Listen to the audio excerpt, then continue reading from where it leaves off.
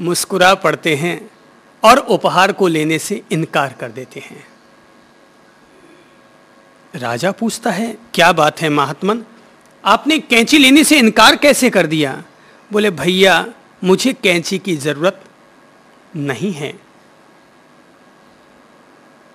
तो बोले कि महात्मन ये सोने की है, हीरे मोती इस पर जड़े हुए हैं। महात्मा ने कहा, भाई हीरे मोती जड़े हों चाहे कुछ भी जड़े हों, पर मुझे कैंची की जरूरत नहीं है, क्योंकि कैंची हमेशा काटने का काम किया करती है। तो राजा पूछता है, तब फिर महात्मन आप ही बताइए कि आपको मैं क्या भेंट दूं? महात्मा ने कहा, भैया अगर तुम मुझे भेंट देना ही चाहते हो तो मुझे एक सुई धागा भेंट दे दो, भले ही वो सुई चाहे लोहे की भी क्यों ना हो, पर वो कम से कम टूटे हुए लोगों को, टूटे हुए धागों को, फटे हुए कपड़ों को सीने और जोड़ने के काम तो आएगी। इंसान के सामने दो प्रतीक हैं, एक प्रतीक है कैंची का और दूसरा प्रतीक है सुई धागे का।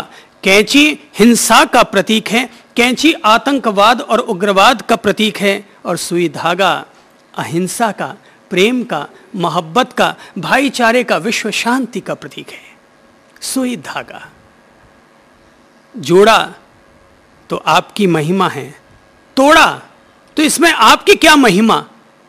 कोई भी तोड़ सकता था।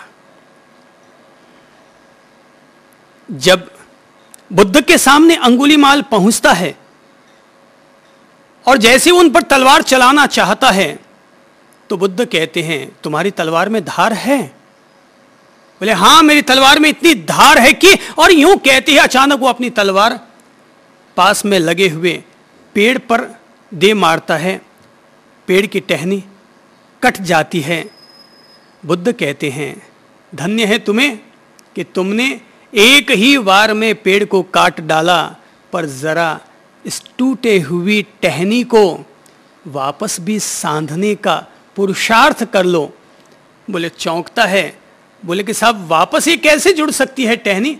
टूटे हुए पत्ते वापस कैसे जुड़ सकते हैं?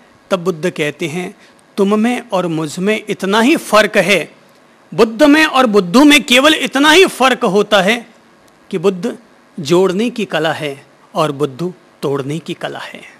जो तोड़ता है उसका नाम हिंसा है और जो जोड़ता है उसका नाम अहिंसा है। आपस में जुड़े, भाई भाई जुड़े, देरानी जेठानी जुड़े, सास बहू जुड़े, पड़ोसी दो आपस में जुड़े। अब कितनी बड़ी बात है कि हमारे देश में आपस में जुड़ने का महत्व कम हो गया। यही वजह है कि आज हमारे देश को आज़ाद हुए 50-55 साल हो गए, मगर आज भी हम पाकिस्तान से अपने आप को जोड़ नहीं पाए। आपस में आज भी टूटे हुए हैं। भारत और पाकिस्तान में आज भी कुत्ता बिल्ली का बैर है। अहिंसा की जरूरत है। आज जितनी जरूरत भारत को अहिंसा की है, उतनी ही जरूरत पाकिस्तान को भी अहिंसा की है। हिंसा के बल पर पाकिस्तान को नहीं टिकाया जा सकता, पर अहिंसा के बल पर भारत को भी स्थायित्व दिया जा सकता है और पाकिस्तान को भी। अहिंसा देरानी और जेठानी के बीच भी चाहिए। केवल हम यह ना समझें कि पानी छानकर पीना अहिंसा है,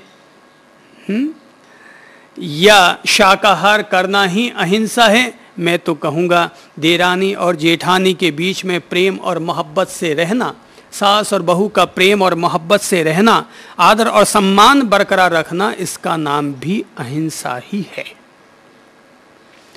कुछ अहिंसा व्यक्ति सापेक्ष होती है, कुछ अहिंसा जीवन सापेक्ष होती है, कुछ अहिंसा परिवार सापेक्ष होती है, कुछ अहिंसा समाज और राष्ट्र सापेक्ष होती है, और कुछ अहिंसा विश्व सापेक्ष होती है।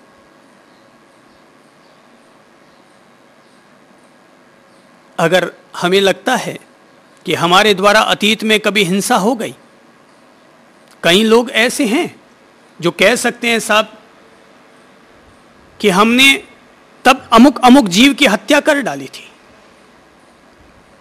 हमारे द्वारा इतने मकोड़े मारे गए, या हमारे द्वारा कार चलाते समय एक बालक की हत्या हो गई थी। संभव है अज्ञान अवस्था में, अनजाने में इंसान से गलती होना मुमकिन है, पर जो अतीत में हुआ उसका तो हम प्रायश्चित करें और भविष्य के लिए अपने वर्तमान को संकल्पशील बनाएं। जो अतीत में हुआ उसका क्या करें? प्रायश्चित कर लें। क्यों? गलती हुई है, हम नट तो नहीं सकते।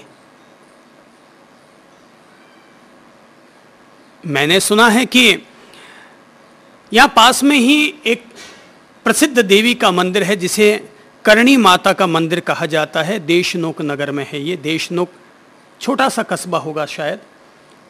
तो वहां पर करणी माता का मंदिर है और वहां पर चूहे घूमते रहते हैं।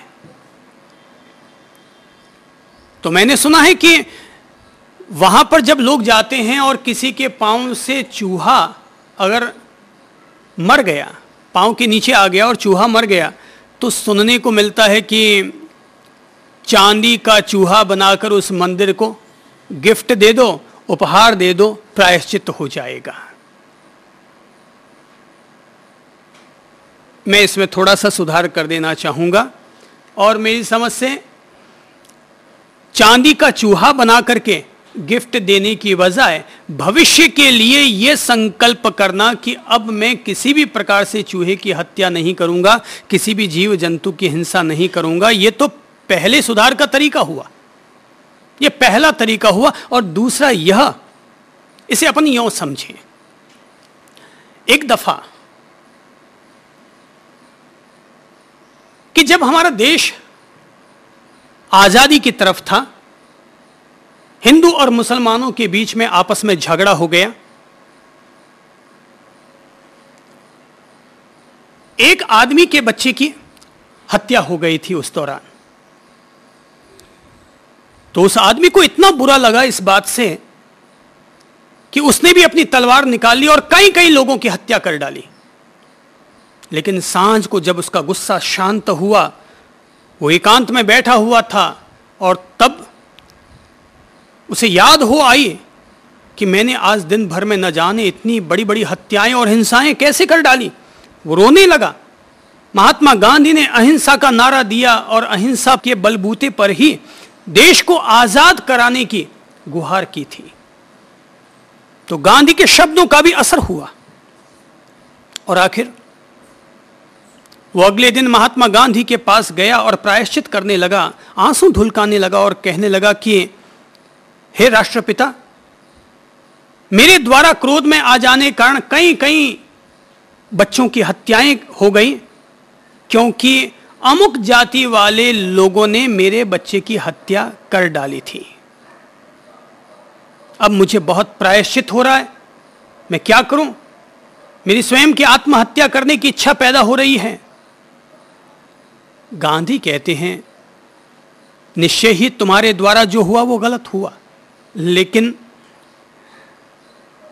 अगर तुम्हें इस बात का प्रायश्चित हो रहा है, फीलिंग हो रही है कि तुम्हारे द्वारा गलती हुई, तो तुम आत्महत्या करने की बजाय और दूसरी कौम और जाति वालों से नफरत करने की बजाय उनके प्रति प्रेम और सद्भावना लेकर आओ। और जिस जाति वालों ने तुम्हारे बच्चे की हत्या की और तुमने उनकी हत्या कर डाली, तुम उस दूसरी जाति वाले लोगों में से किसी अनाथ बच्चे को गोद ले लो, उसको अपने बच्चे की तरह पालन पोषण करो, तुम्हारी तरफ से सच्चा प्रायश्चित हो जाएगा। एक तरीका यह हुआ प्रायश्चित करने का। तो अगर हमें लगता है कि हमारे द्वारा अतीत में कभी कोई हिंसा के निमित्त बने हैं, तो हम उन निमित्तों का प्रायश्चित करें और भविष्य के लिए ये संकल्प लें कि मैं अपनी ओर से मन के द्वारा हिंसा नहीं करूंगा, वाणी के द्वारा निंदा, आलोचना, टीका, टिप्पणी करते हुए किसी के दिल को ठेस पहुंचाते हुए हिंसा नहीं करूंगा, और अपनी काया के द्वारा ऐसी कोई गतिविधि नहीं करूंगा कि जिसकी वजह से किसी भी सूक्ष्म से सूक्ष्म जीव जंतु की हत्या हो। हम लोगों को याद रखना चाहिए कि अहिंसा कोई नारा लगाने की वस्तु नहीं है। अहिंसा जीवन जीने का पाठ है, अहिंसा जीवन जीने की शैली है और हमें अपने जीवन के साथ इस शैली को जोड़ना चाहिए।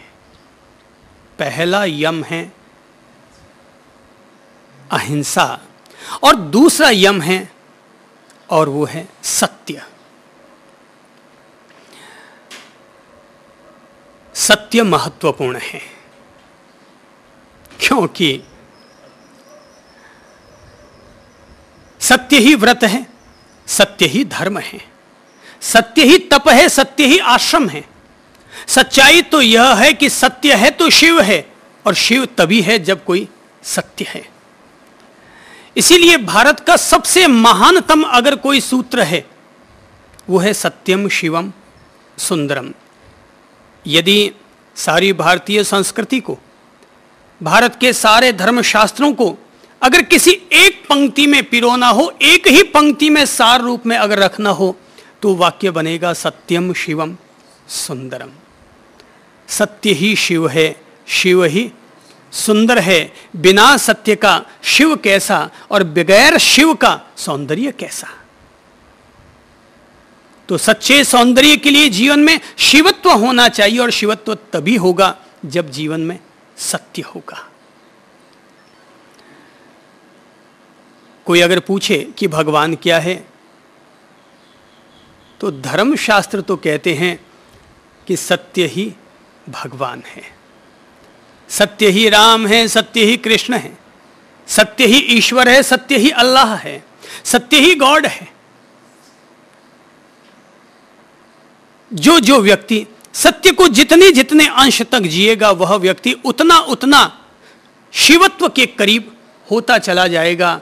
यही वजह है कि कहा जाता है सत्य को जीने वाले व्यक्ति की वचन सिद्धि हो जाया करती है। जिस आदमी ने कभी झूठ ना बोला हो वो व्यक्ति माता की तरह आदरणीय होता है, पिता की तरह विश्वसनीय होता है, गुरु की तरह पूजनीय होता है। झूठ बोलने वाले व्यक्ति को अपनी झूठ को बचाने के लिए, सफाई देने के लिए 5-5 दफा और झूठ बोलना पड़ेगा। पर जो सत्य बोलता है उसे तो आधी रात में भी अगर बुलाया जाए, कुछ भी बुलाया जाए, तो वह वही कहेगा जो उसने 5 महीने पहले कहा होगा। क्योंकि झूठ को याद रखना पड़ता है और सत्य इंसान का स्वभाव बन जाता है। सत्य इंसान का स्वभाव बन जाता है, जबकि झूठ को याद रखना पड़ता है। सत्य को हम कैसे जिए? पहला, वाणी के रूप में सत्य को जिया जाए। क्या है पहला? वाणी के रूप में सत्य को जिया जाए, अर्थात सत्य बोलो, झूठ मत बोलो।